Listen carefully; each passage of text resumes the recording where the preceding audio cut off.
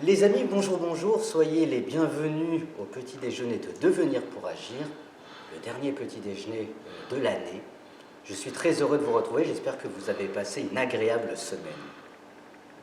Mon invité aujourd'hui a commencé sa carrière dans le conseil chez Braxton Associés de Deloitte Consulting pendant 10 ans. Elle a ensuite rejoint en 2005 la Compagnie des Alpes, opérateur majeur de parcs de loisirs et de stations de montagne en Europe. À la Compagnie des Alpes, elle a été directrice du marketing stratégique des parcs de loisirs, puis directrice marketing et vente groupe. En 2013, elle devient directrice du développement et intègre le comité exécutif de la Compagnie des Alpes. Son regard pétillant, sa joie de vivre et son dynamisme communicatif font d'elle aujourd'hui une patronne incontournable dans le monde de l'attraction.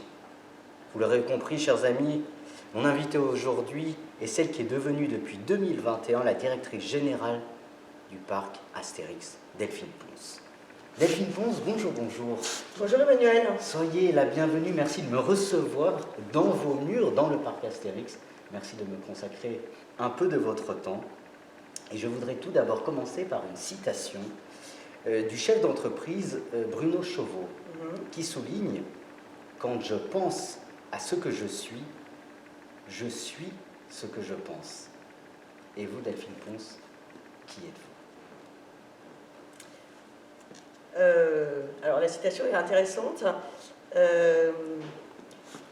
Moi, je pense que je me reconnais dans cette citation. Je suis Delphine Pons, j'ai 53 ans, j'ai 3 enfants. Vous avez décrit ma carrière. Et c'est vrai que ce qui est important pour moi dans l'exercice de mes fonctions, quelles qu'elles aient été d'ailleurs, c'est de trouver du sens, que ces fonctions soient cohérentes avec mes valeurs et d'être moi-même. Et c'est ce que je suis en étant patronne du parc Astérix. C'est-à-dire que je réussis à prendre énormément de plaisir à travailler dans cette entreprise en étant moi-même, en n'étant pas une personne différente, une personne extérieure à ce qu'est Delphine Pons, peut-être plus dans sa vie personnelle. Et c'est ce qui fait tout le plaisir de vivre tous les jours dans cette formidable entreprise qu'est le parc Astérix. C'est génial. Avant de rentrer dans le vif du sujet, au niveau de la réflexion, quelle est, selon vous, votre plus belle qualité? Non pas comme les autres vous voient, mais pour vous-même. Je pense que j'ai de la passion et que dans ce que je fais, beaucoup de conviction et que j'aime beaucoup les relations humaines. Ce qui me plaît le plus, je pense, dans l'entreprise qu'est le parc Astérix, c'est que c'est une entreprise d'abord humaine. On reçoit beaucoup de visiteurs auxquels on essaye de délivrer une expérience très satisfaisante, une expérience de qualité. Et c'est ce qui fait le plaisir de travailler au parc Astérix, c'est quand on voit les sourires sur les visages de nos visiteurs et notamment des enfants. Et puis au-delà de ça, l'humain, c'est aussi tous les salariés du parc Astérix, à la fois les permanents et les saisonniers, qui sont aussi très engagés, très passionnés et ça fait plaisir. Voilà, ça fait plaisir de travailler dans cette entreprise avec cette ambiance si particulière au parc Astérix, parce que le parc Astérix, c'est Astérix. Et donc dans l'univers d'Astérix Obélix, il y a des valeurs de convivialité, d'humour, d'authenticité qu'on essaye vraiment d'incarner ici dans cette entreprise. On va revenir sur ces belles valeurs qui caractérisent le parc. Vous êtes le deuxième plus grand parc après Disney. Oui. Quelle est la définition? Vous êtes un parc de loisirs. Quelle définition donnez-vous au loisir? Qu'est-ce qu'un loisir? Un loisir, c'est vraiment un moment à part. C'est un moment de partage, de convivialité en famille ou entre amis, où on a à cœur, je pense, de sortir un peu de son quotidien et de vivre des expériences, des émotions un peu extraordinaires au sens propre du terme. Dans un parc de loisirs comme le parc Astérix, il y a aussi cette dimension immersive, c'est-à-dire qu'au parc Astérix, le maître mot, c'est l'immersion dans l'univers de la BD. Donc l'objectif, c'est de raconter une histoire et de faire vivre une histoire à nos visiteurs. qui l'appréhenderont à leur façon. Mais au parc Astérix, voilà, il y a des zones, des zones qui sont emblématiques des voyages d'Astérix Obélix. Chaque attraction raconte une histoire. On essaye de construire, de bâtir des restaurants immersifs, des hôtels immersifs. Vous êtes ici, vous voyez, on le voit à la caméra, dans le dernier hôtel du parc Astérix qui s'appelle les Quais de Lutèce. Et les Quais de Lutèce, vous êtes à Lutèce en 50 avant Jésus-Christ. Voilà. C'est excellent. C'est excellent. Le penseur Romy Gourmont souligne, il donne la définition du loisir de la manière suivante. Le loisir, voilà la plus grande joie et la plus belle conquête de l'homme. En quoi le loisir est-il une conquête? Je ne sais pas si c'est une conquête, c'est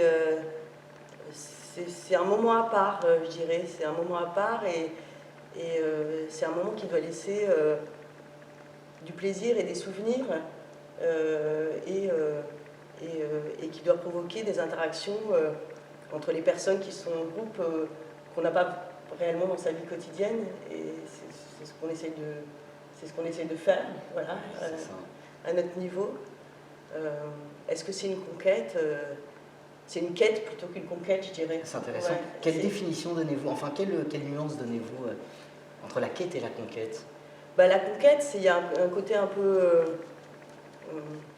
peut-être presque guerrier, voilà, de passage en force, alors que la quête, c'est la recherche, voilà, c'est la recherche d'un plaisir, de moments de joie, de sourire, de rire, et c'est peut-être un petit peu plus léger. Oui, mais alors c'est un parc de loisirs, de divertissement. Pourquoi aujourd'hui le divertissement est-il aussi important? Peut-être plus qu'hier en tout cas. Probablement parce qu'on a un peu plus de temps libre, je pense, voilà, au fil des décennies, hein, parce que c'est sur un temps long. C'est vrai qu'il y a un peu plus de temps libre et puis il y a peut-être plus d'importance qui est accordée aux relations humaines. Hein. Voilà, on est dans une société où effectivement le travail prend une place importante.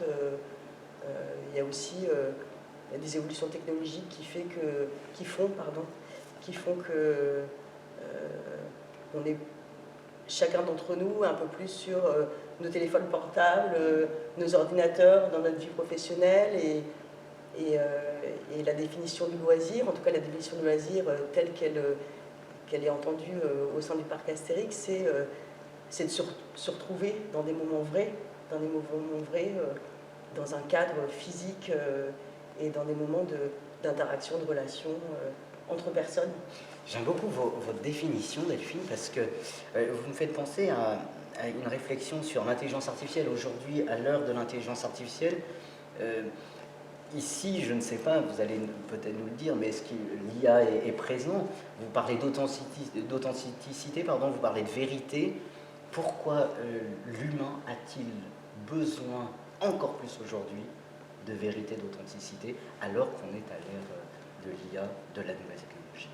Alors, les deux ne sont pas opposés, hein. C'est-à-dire que nous, parc Astérix, dans nos recherches de développement futur, on regarde avec attention l'intelligence artificielle, les lasers interactifs, mais on l'utilise avec mesure parce que tout est compatible, c'est-à-dire que ce que viennent chercher nos visiteurs quand ils viennent au parc Astérix, c'est pas forcément des expériences sur les écrans et c'est pas dans notre promesse. Voilà. Oui, c'est ça. Voilà. Il y a d'autres lieux de loisirs qui offrent cette promesse-là, et cette promesse, elle est très bien perçue, il n'y a pas de souci, mais il faut que nous s'intègre dans un univers de loisirs où on est cohérent avec notre promesse et notre proposition de loisirs, elle va être complémentaire d'autres propositions de loisirs par ailleurs qui sont tout aussi vertueuses. C'est ça. Quelle est la distinction que vous faites entre s'amuser, se divertir? Les enfants, les jeunes ici, ou même puisqu'il n'y a pas d'âge pour se divertir ou s'amuser, mais quelle est cette distinction que vous pouvez faire? Je ne sais pas si je vais faire une distinction très claire entre s'amuser et se divertir. Elle est compliquée, votre question. Il n'y a peut-être pas de différence, en fait, je ne sais pas. C'est comme c'est un parc de divertissement. C'est un parc de divertissement. En effet, je pense que peut-être que l'amusement est supérieur au divertissement. Le divertissement, c'est la promesse de base. C'est-à-dire que ici, au parc Astérix, effectivement, on va vous proposer des divertissements qui sont sous forme d'attractions, qui sont sous forme de spectacles. Il n'y a pas que des attractions au parc Astérix, il y a aussi des spectacles, d'animation de rue, et puis d'expériences diverses et variées dans les hôtels et dans les restaurants.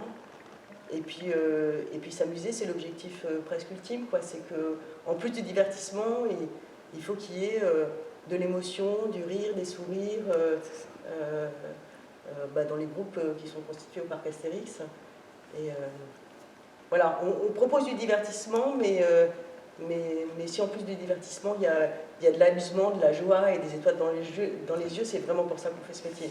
Alors, on reparlera du rire, parce que c'était une de mes prochaines questions. Mais en préparant cette interview, je suis allé voir la réflexion de la très grande anthropologue américaine Hortense Podmaker, qui souligne « Tout divertissement est une éducation plus efficace que l'école, parce qu'il fait appel à l'émotion et non à l'intelligence. » En quoi, Delphine Pons, l'émotion est-elle plus importante au niveau éducatif que l'intelligence? Alors, je ne sais pas si elle est plus importante, mais en tout cas, c'est un autre apprentissage, l'émotion. Et même au parc Astérix, il y a un autre apprentissage qui sont les sensations. Il y a une notion de défi au parc Astérix, c'est-à-dire que quand vous venez au parc Astérix, que vous soyez un enfant de 3-4 ans ou un adolescent ou un jeune adulte ou une personne d'âge plus mûr, vous allez découvrir des choses, vous allez vous défier vous-même quand on a un peu peur des attractions à sensation. Voilà, la première attraction à sensation pour un enfant de 4-5 ans, il s'en souvient, il en est fier, il a un peu combattu son appréhension, sa peur, et puis quand il sort de l'attraction, il est fier de dire à ses frères et sœurs, t'as vu, je l'ai fait. Au parc Astérix, on a une période assez particulière qui est la période d'Halloween, qu'on appelle peur sur le parc. Ben là, l'émotion, c'est la peur. Voilà, on traverse des maisons hantées, on se fait surprendre par des créatures voilà, qui effectivement jouent beaucoup sur l'effet de surprise. Et quand on a bravé la maison hantée, effectivement, on est fier, on a l'impression d'avoir passé une étape. Est-ce que vous pensez qu'il y a une éducation à la sensibilité? Oui, probablement, mais ça, c'est vraiment, je pense que c'est une éducation qui est de l'ordre, voilà, qui se fait beaucoup dans le foyer, par les parents, la famille. Voilà, nous, on y contribue probablement un petit peu, mais... Oui, mais c'est ce que je veux dire. Est-ce que le jeu n'est-il pas finalement un outil pour aiguiser la sensibilité, pour aiguiser les émotions? C'est tout l'objectif, enfin, dans les objectifs du parc Astérix, il y a cet objectif d'émotion. Ouais. Ouais, effectivement, c'est vivre des émotions. Alors des émotions, il y a des émotions contemplatives, hein, les spectacles, on a des spectacles qui provoquent des émotions certaines d'émerveillement, des émotions par le biais de la musique, de danse, de chant. On a des émotions plus du domaine effectivement de l'appréhension, de la sensation, et c'est tout le propos d'un parc comme le parc Astérix, c'est effectivement d'aiguiser un nombre important d'émotions, et pas qu'une seule. C'est ça, exactement. Et Delphine Pons, finalement, on a besoin de se divertir, on a besoin de s'amuser, on vient ici au parc Astérix. Si on réfléchit peut-être dans le monde dans lequel nous sommes, se divertir, n'est-ce pas d'une certaine manière fuir la réalité qui nous entoure? Bonjour. Alors je ne dirais pas que c'est une fuite, c'est plutôt une parenthèse. Voilà. Une parenthèse. Oui, chaque moment est important et c'est ce qui fait le sel de la vie. C'est de vivre des moments qui sont variés, qui sont complémentaires les uns des autres. Donc il y a des moments sérieux, qui sont les moments pour les enfants de l'école, pour les adultes du travail. Il y a des moments plus intimes dans la famille. Et puis il y a des moments qui sont comme ici ou comme dans d'autres loisirs, hein, évidemment, qui sont des moments de parenthèse où on vit autre chose et où on reprend un petit peu d'énergie pour reprendre sa vie quotidienne. Et que répondez-vous à Blaise Pascal qui souligne « La seule chose qui nous console de nos misères c'est le divertissement, et c'est pourtant la plus grande de nos misères. Le divertissement. La plus grande de nos Je n'aurais pas la prétention de répondre à Blaise Pascal, mais néanmoins, ce n'est pas la seule chose, je pense, qui nous comment vous avez dit? La seule chose qui nous console de nos misères, c'est console le de divertissement. misère. Je pense que le divertissement n'est pas la seule chose qui nous console de nos misères, c'est une des choses qui nous console de nos misères. Il y a aussi le soutien, l'empathie, des relations humaines au quotidien qui peuvent nous consoler de nos misères. Après, je ne suis pas complètement égale sur le fait que c'est la plus grande de nos misères. Voilà, je ne pourrais pas. C'était pas la même époque. C'était pas la même époque. Delphine Pons, il n'y a pas de loisir sans amusement, il n'y a pas d'amusement sans jeu. J-E-U.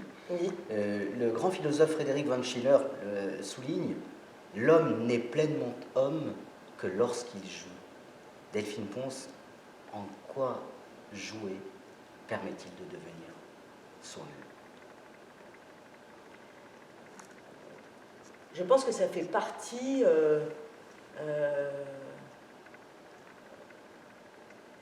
des choses essentielles de la vie que de jouer. Voilà, d'ailleurs c'est ce qu'on commence à faire, jouer. Quand on est enfant, on joue beaucoup et ça fait partie de l'équilibre d'un enfant que de jouer, de découvrir. C'est aussi de la découverte, hein, le jeu. Et moi, je suis assez ravie de constater que même en devenant adulte, et on l'est tous, hein, là, enfin en tout cas tous les deux on est adultes, on peut continuer à jouer. On peut continuer à jouer et le jeu c'est de la découverte, c'est de la curiosité, c'est une mécanique intellectuelle aussi dans certains cas, le jeu, et c'est aussi de l'apprentissage. Donc moi je considère que c'est un élément essentiel de nos vies. Et le jeu, J-E-U, oui, permet-il de devenir jeu, J-E, dans le sens où c'est un miroir? En partie, c'est un des éléments. C'est un des éléments qui construisent la personnalité de chacun d'entre nous. Et quelle définition donnez-vous du verbe jouer? Jouer, c'est... Il y a plusieurs types de jeux. Hein. Moi, je suis très joueuse, par exemple. Je joue beaucoup aux cartes. Il y a une diversité dans les jeux. Il y a des jeux plutôt solitaires, il y a des jeux en groupe, il y a des jeux qui sont très actifs et des jeux qui sont plus intellectuels. Je n'ai pas répondu du tout à votre question, mais elle est compliquée. Mais c'est pas évident. Je reconnais que cette question n'est pas évidente. La définition de jouer, c'est se tester, en réalité. Il y a de l'apprentissage et il y a du test de soi-même. Et puis c'est affiner ses goûts également. Oui. Il y a des jeux qu'on aime beaucoup et puis il y a des jeux qu'on n'apprécie pas. Donc voilà, c'est aussi, ça fait partie de l'apprentissage de la vie. C'est comme les matières à l'école, il y a des matières qu'on apprécie et des matières qu'on n'apprécie pas. Oui. C'est un peu pareil pour le jeu. Ça c'est vrai. Et Platon souligne il souligne que l'on peut savoir plus sur quelqu'un en 1 heure de jeu qu'en 1 année de conversation. En quoi le jeu, finalement, permet de connaître la personne avec laquelle on joue et surtout permet à la fois de découvrir son extériorité et son intériorité. Ben, je vais prendre un exemple un peu parallèle. Vous le savez, dans les entreprises, on travaille tous ensemble au quotidien et donc on interagit les uns avec les autres dans un cadre professionnel. Et il y a beaucoup d'entreprises aujourd'hui qui organisent des séances de team building en équipe. Et dans ce cadre-là, souvent dans les team building, en fait, on joue ensemble. Et pourquoi on fait ça? Parce que c'est un autre regard qu'on a sur ses collègues. Voilà. C'est une manière de les découvrir différemment. Et donc oui, je suis assez d'accord sur le fait que... alors je ne dirais pas que c'est plus valable qu'une année de conversation, pas forcément, mais en tout cas c'est jouer avec quelqu'un, même si au quotidien, c'est une personne qu'on voit tous les jours et avec laquelle on travaille, dans ce cas précis, ça donne un autre regard sur cette personne-là, qui aura également un autre regard sur nous-mêmes. C'est ça. Dans ce parc d'attractions, dans ce parc de loisirs, Delphine, tous les jours, quand il est ouvert, vous entendez des cris de joie, vous entendez des rires. Oui. Qu'est-ce que rire? Rire, c'est extraordinaire, c'est un lâcher-prise. Voilà, le rire, c'est la manière la plus simple d'être heureux, la plus immédiate et une des plus agréables, hein, je dirais. Moi, c'est, encore une fois, c'est la meilleure récompense pour moi et pour, je pense, tous les gens qui travaillent au parc Astérix que d'entendre des personnes, et notamment des enfants, rire quand ils sont ici. Et pour vous, le rire est-il d'une certaine manière une thérapie? Oui. Et vous le ressentez ici dans le parc quand vous écoutez, vous entendez les enfants? Alors, je le ressens d'abord à mon échelle. Oui. Vraiment, voilà, c'est nécessaire, c'est un plaisir de rire et c'est tellement agréable. C'est ça. Que ce soit le fou rire ou le rire discret, c'est extraordinaire de rire. Et en effet, c'est un de nos objectifs majeurs, hein, voilà, au parc Astérix. Je pense que ça c'est marche de bien. faire sourire et de faire rire. Le philosophe Bergson a fait sa thèse sur le rire, sa thèse de doctorat, et sa thèse est la suivante, on peut la résumer de la manière suivante. Le rire est là pour corriger l'homme de sa destruction et pour le tirer de son rêve. Comment réagissez-vous à cette thèse de Bergson? Pour corriger l'homme de sa destruction et pour le tirer de son rêve. Oui. Oui. C'est-à-dire pour le ramener à la réalité. Le rire, d'une certaine manière, pour Bergson, ramène les enfants ou les moins jeunes ici que vous avez dans votre parc à la réalité. On est dans l'instant présent dans le rire. Oui, on est dans l'instant présent, mais c'est pas forcément antinomique avec le rêve. Voilà. C'est aussi...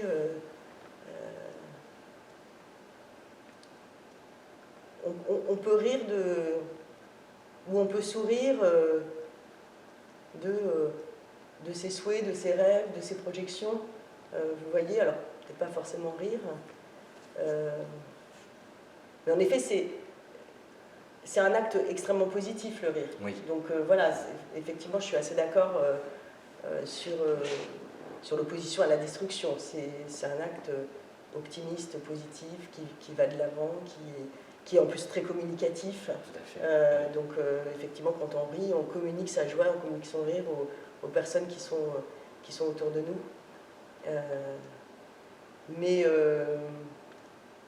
Mais on peut rire de ses rêves. Ouais, je pense on peut être joyeux de ses rêves, en tout cas. C'est beau, être joyeux de ses rêves. Delphine Ponce, l'interview va bientôt s'achever. Peut-être une dernière question. L'année prochaine, vous fêtez les 35 ans du parc Astérix. Quel bilan faites-vous de ces 35 ans, même si ça fait simplement depuis 2021 que vous êtes à la direction de ce parc?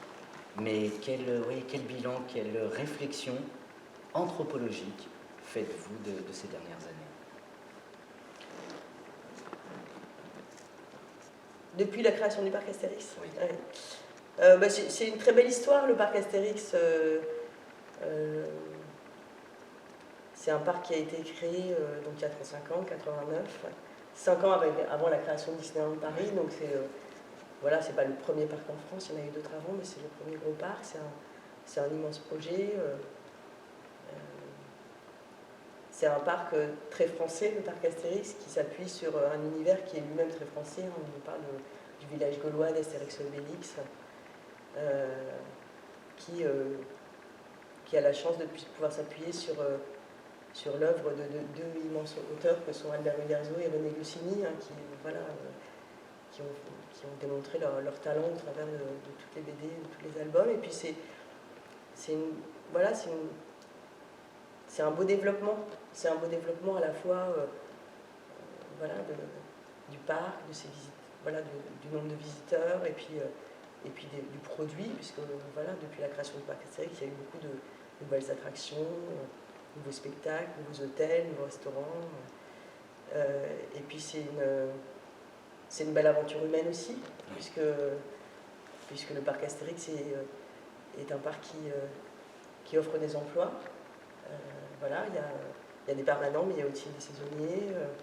Le parc Astérix recrute essentiellement des profils non qualifiés sur des critères de savoir-être et va accompagner ses salariés, va les former, les promouvoir, les faire évoluer dans l'entreprise. Donc voilà, au-delà de l'objectif premier qui est le divertissement, c'est également une très belle aventure humaine. Et puis c'est un parc qui suit les évolutions de la société, les évolutions alors, technologiques évidemment. Donc, quand on cherche à développer le parc, une nouvelle attraction, on regarde ce qui se fait de nouveau dans le secteur, mais qui a également à cœur d'être une entreprise responsable, vertueuse, notamment en ce qui concerne la préservation de l'environnement, dont on travaille beaucoup en ce moment. C'est magnifique, Delphine. Il y a quelque chose qui est très touchant dans ce que vous venez de dire, c'est que vous recrutez les salariés, non pas pour le savoir-faire, mais pour le savoir-être. Oui. C'est très très beau. Qu'est-ce que le savoir-être? Le savoir-être, c'est d'abord l'envie de travailler dans ce parc et de travailler au contact du public. Et nous, on a la conviction au parc Astérix qu'il y a un effet miroir, c'est-à-dire qu'une personne qui travaille au parc Astérix, qui a le sourire aux lèvres, va donner le sourire à nos visiteurs. Et donc c'est ça le savoir-être. Donc ça, c'est en partie porté par la personnalité de la personne, son envie d'être ici, son envie d'être en contact au quotidien avec des visiteurs qui sont exigeants, hein, évidemment. Et puis ça nous oblige également, nous, équipe de direction du parc Astérix, parce qu'on a également à cœur d'offrir des bonnes conditions de travail à ces hommes et ces femmes qui travaillent ici. Superbe. Merci Delphine Ponce de m'avoir reçu. Merci à vous, Emmanuel. Merci vraiment pour ce beau moment d'échange. Et je crois que je terminerai cette interview par une citation qui, je trouve, vous caractérise beaucoup, en tout cas caractérise beaucoup le travail que vous faites ici, du grand philosophe Arvin Bergson, qui souligne « Jouer, c'est apprendre à vivre ensemble, à connaître l'environnement et à coopérer ». Je crois que c'est tout ce que vous venez de nous dire à travers ces quelques mots. Un très grand merci. Merci à vous. Et je vous souhaite de belles fêtes de fin d'année. À vous aussi, très belles fêtes de fin d'année. Merci beaucoup. Les amis, je vous souhaite de très belles fêtes de fin d'année. N'hésitez pas à venir au parc puisqu'il est ouvert pendant ces fêtes. À toutes vos familles et à tous vos proches, joyeux Noël. Et nous nous retrouvons à l'année prochaine pour de nouvelles aventures. À très bientôt. Merci beaucoup.